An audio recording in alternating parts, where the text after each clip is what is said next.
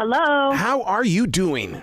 I'm so good. How are you? I'm great. Well, I'm very excited to talk with you because you have the courage to share a story that so many people would walk away from. It's like they don't want to talk about it, but yet we need to know this because it is happening, and it happened to you. Yeah. It did happen to me. It's been a journey for sure. Well, I'm glad that you called it a journey because, everybody wants to have that perfect house. We always want to have the Brady Bunch style parents. They look good. We have dinner every night. It doesn't always work that way. And it's books like this that show a true American story. Yeah. And I think to what you said earlier, I think I would say every family is dysfunctional to a point, right? Every family has their stuff. But obviously, there's a unique situation when you have children that are removed from their homes because of abuse or neglect or trafficking or homelessness that, maybe stay in one of our shelter programs or go into foster care, that's uniquely dysfunctional from a point that, we're stepping in and helping them as a state system or as individuals like my mom, who the book's dedicated to, that make a decision that there's something they can do to help the life of that human. And it doesn't look like you described for a lot of children. There are about 500,000 kids in the foster care system in the U.S., and that is not what it looks like for them. It's not about sitting around a dinner table, necessarily having dinner at all. It's about, where do I go next? Who's going to take me in? How long are they going to keep me? Right. Right. When I was first introduced to what the foster program was, it was with one of my very good friends, and I was in the 5th grade, and they had to clear the way for me to go visit with him. And by the time I got to meet with him, he was not the same guy. And to this day, I still have that empty spot in my heart going, what happened? What happened here? Yeah. I always say, my personal opinion is that the moment a child is removed and placed in the child welfare system, their souls age 10 years. Oh God. So when you say he wasn't the same, he wasn't. He now has experienced things that many adults never experience. He's now seen things that many adults don't experience. And the reason the book is called Garbage Bag Girl isn't just because every 6 months I moved with my stuff in a garbage bag, which was not good, but it's because more than that. It's about the mentality and the feeling and the energy we get when we view ourselves from our souls being aged 10 years. But developmentally, by the way, we haven't grown into that. It's very confusing that way. There's a gap within yourself. Because your soul has aged, right? But developmentally, you're still that kiddo at that other age, and there's a conflict, and your self-worth is changing, and you do feel like a garbage bag boy or girl. Yep. And that's the unfortunate part of what happens in the system oftentimes.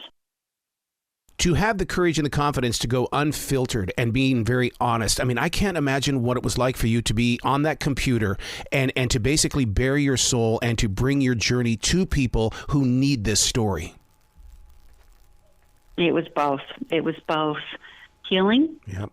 And it was incredibly difficult. It was actually the most difficult thing I've ever done. And I have birthed 3 children in full disclosure. But it wasn't something I intended to do out of the gate. When I started working for Richard Paul Evans, my book co-author and the founder of the Christmas Box International, he had encouraged me to write it.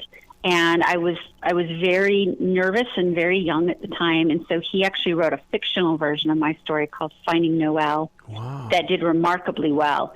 And then 3 years ago, when I became executive director of the organization, he brought it up again.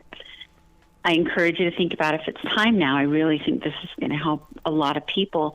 And it took me about a year to make that decision. I wanted my own children to be raised and out of the home and having, their life. I wanted to feel like I did what I was supposed to do with them.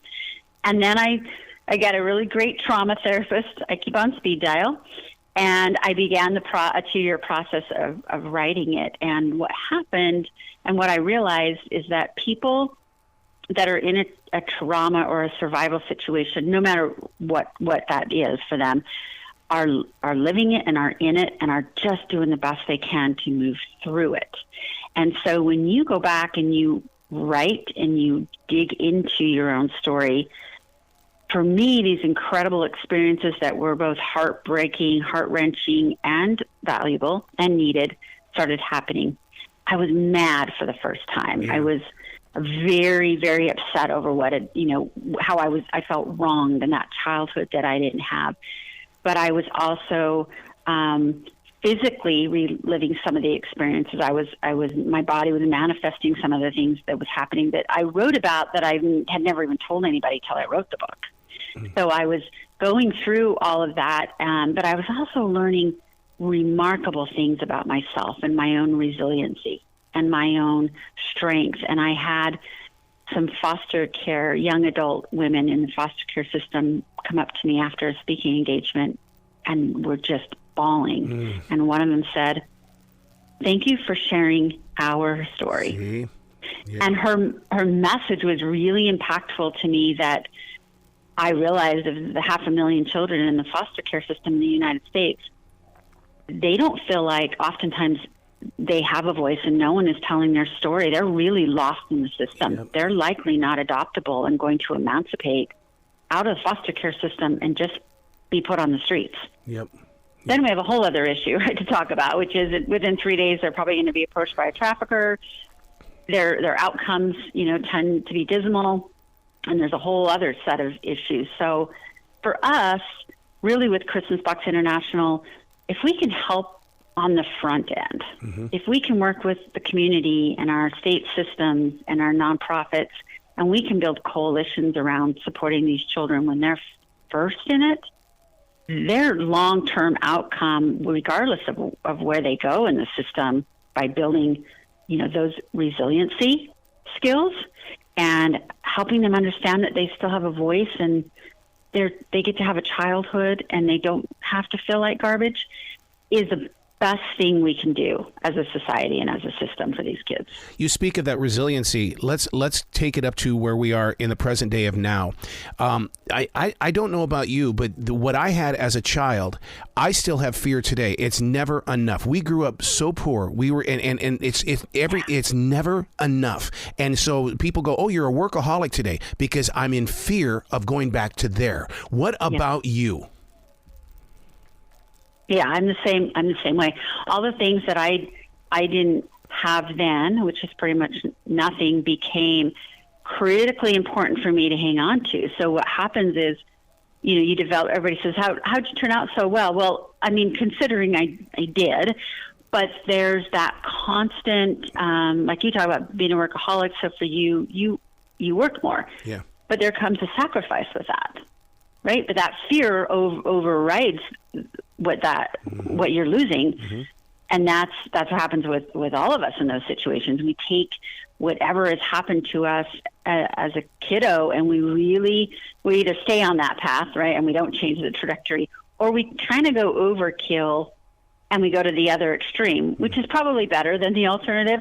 But I do think it's important as adults that we are constantly managing our own mental health because of that. We're constantly checking in. What are all the decisions that I'm making today because of what I went through, not because of what's wrong with me, but because of what I went through? What can I learn from that? And continually build my own resiliency skills and make me a little bit better. And then a great miracle happens. You are actually making and helping the people around you be better. That's it. That's building a community and being able, it's almost like that right. term, I've been to hell and I'm going to do everything I can to make sure you don't go to hell. And that's, to me, that's what this book is about. It's like, I've been there. Let's talk about this. Let's have a conversation. No yelling, just forgiving. Yes. Forgive, and not because it's for that person, it's for you.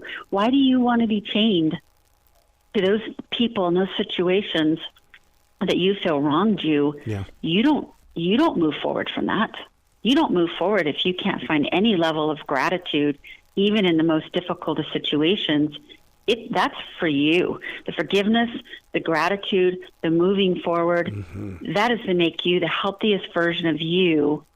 And then the people that you support and the people that you love and the people around you you recognize a difference in them and how valuable they are, and how we're just all creating this more empowering community around each other. But it has to come from us. Yep. I don't get to have the excuse that my life was so bad that I just don't deserve to have it be better. I don't deserve to be healthy. I don't accept that. Wow. Celeste, where can people go to find out more about Christmas Box International and to know more about you so that we can share some love with everything that you're doing with your outreach? Thank you. So Amazon is where you find the book or the Audible. I recorded the Audible myself. My website, CelesteEdmunds.com. You learn more about me and our organization, and the ChristmasBox.org is our nonprofit. We've supported 155,000 children in the last 28 years. Wow.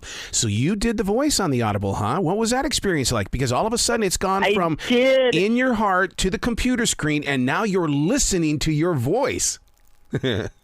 Yeah, so when I thought I was done, writing, because now we're publishing, and I worked through all that, and okay, I'm ready to have people read new things about me, and my kids are going to read it. So I worked through all that, and then it comes time to 2 days of recording the Audible, and it was like I was back there. I'm like, oh, this is so much harder than I thought it was going to be. Yep. It was a lot. It was a lot. I'm not going to lie. Oh my God. Celeste, you got to keep in touch with me, because I want to help spread the word, and and it starts with conversations like this that we can plant inside people's cars and offices.